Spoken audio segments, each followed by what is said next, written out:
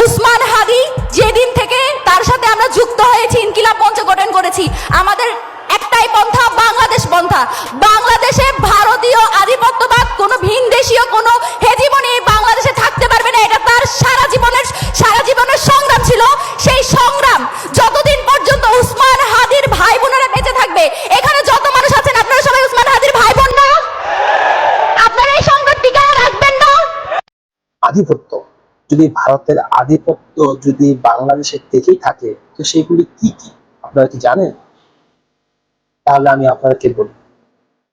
ভারতের আধিপত্য বাংলাদেশে এক, ভারত থেকে বিদ্যুৎ বাংলাদেশে।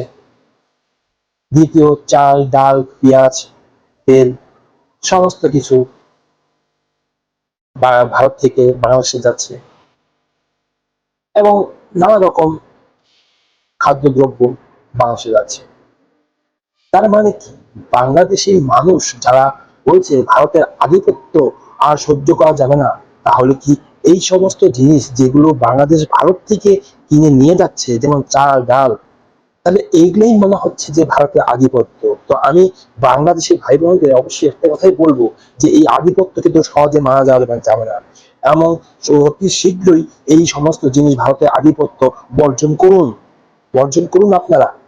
চাল, ডাল সমস্ত কিছু বর্জন করবেন। ভারতের আধিপত্য কিন্তু একদম সহ্য করা যাবে না। আমি আপনাদের সাথে আছি, করে দিন। বৈদ্যুতিক লাইট, আদানির যে বিদ্যুৎ যে বাংলাদেশে যায়, এটাও কিন্তু ভারতের আধিপত্য। এক শীঘ্রই কিন্তু এটা আধিপত্য কিন্তু বেশি বাড়ানো যাবে না, বন্ধ করুন। ভারতকে এইভাবে আধিপত্য রাখা যাবে না, বন্ধ করে দিয়ে ভারতকে শাস্তি দিন।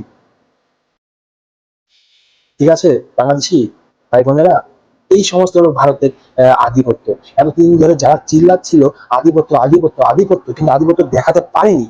তো আজকে আমি আপনাদের আধিপত্য কোথায় কোথায় সেটা আপনাদেরকে নির্দিষ্ট করে জানিয়ে দিচ্ছি, যে ভারতের আধিপত্য কোথায়। আপনারা যত সম্ভব পারেন তাড়াতাড়ি এই আধিপত্য দূর করুন, বন্ধ করে দিন। প্রথমত চাল, তেল, পেঁয়াজ, এগুলো হচ্ছে ভারতের আধিপত্য, বন্ধ করুন। নাহলে কিন্তু সমস্ত বাংলাদেশে কিন্তু ভারতের আধিপত্য কিন্তু বিস্তার পাবে। সাবধান হন এখন। ধন্যবাদ।